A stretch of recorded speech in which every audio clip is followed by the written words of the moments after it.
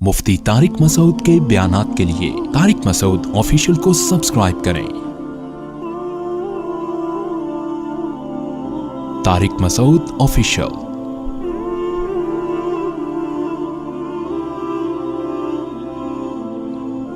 जो नाइट क्लबों में जा रहे हैं, शराबें पी रहे हैं, लड़कियों से दोस्तियां, मजे नहीं है, टेंशन है, लोगों को यही नहीं पता।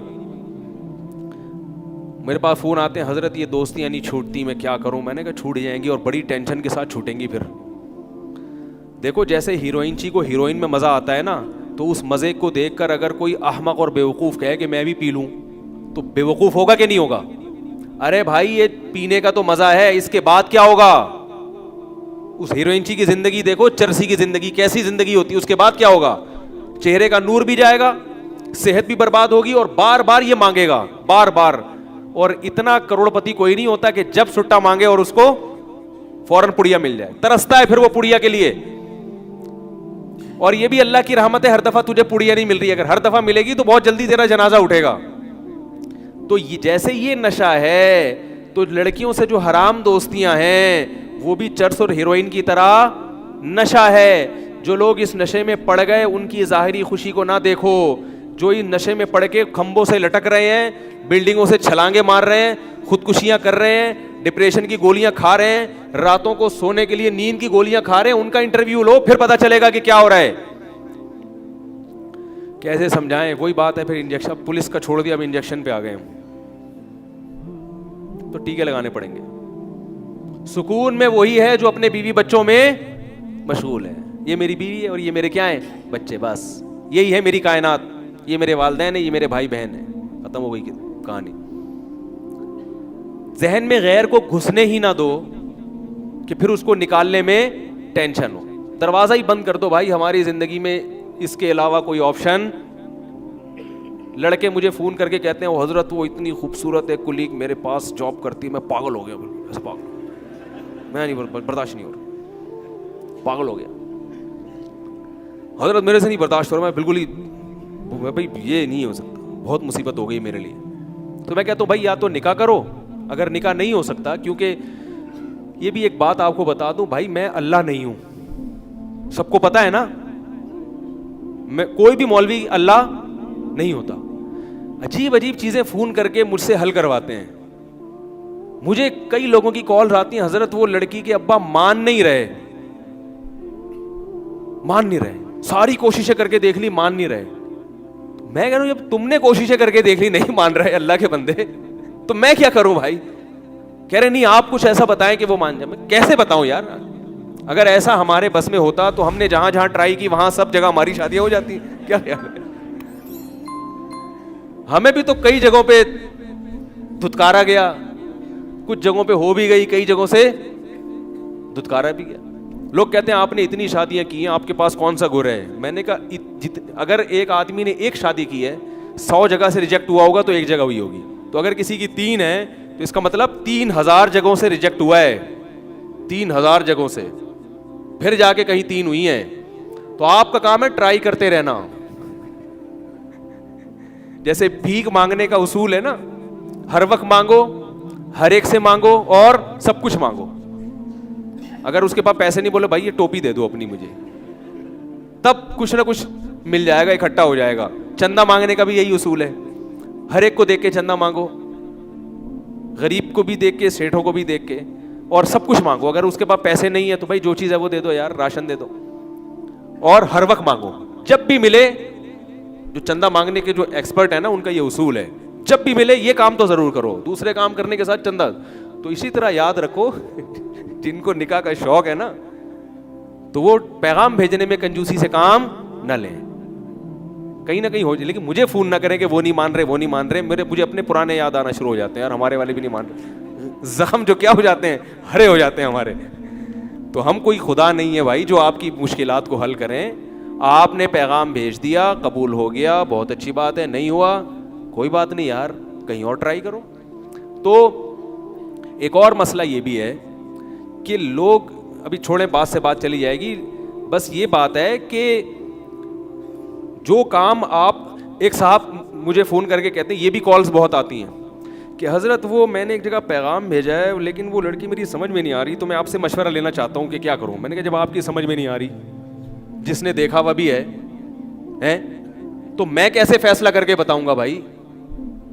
کہہ رہے ہیں آپ تو عالم ہیں, آپ تو مولوی ہیں. تو میں نے کہا مولوی کو یہ کیسے پتا چل جاتا ہے کہ یہ سمجھ میں آ رہی ہے کہ نہیں آ رہی؟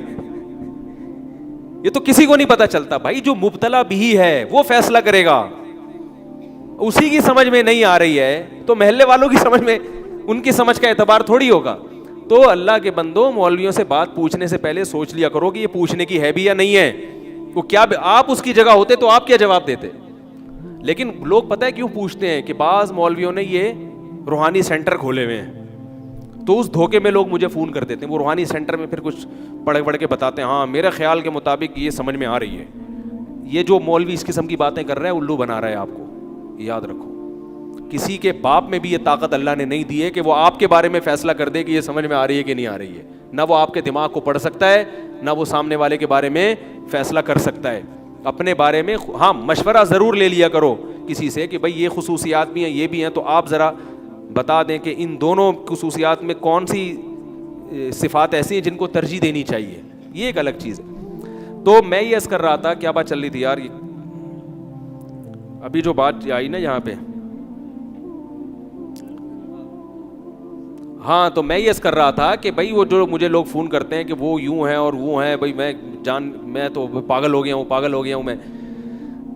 تو بھائی پاگل, اگر پہلی بات تو یہ آپ پاگل ہوئے کیوں, آپ اس کو دیکھتے کیوں تھے آفس میں جا کے؟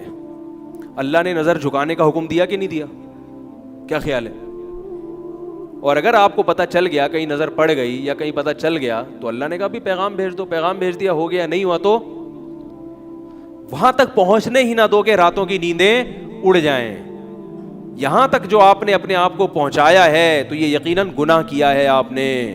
آپ اضافی بے تکلفی کے مرتکب ہوئے ہیں. آپ نے کہہ کے لگا کے گپیں, ورنہ کوئی بھی ایسا نہیں ہوتا کہ بہت کوئی خوبصورت ہوتے ایک دم لٹو ہو جائیں. جب تک آپ نے بے تکلفی والا معاملہ نہیں کیا ہوگا, گپیں نہیں ماری ہوں گی, ناجائز کی طرف نہیں گئے ہوں گے, لٹو ہونے کا واقعات عام طور پر وجود میں نہیں آتے.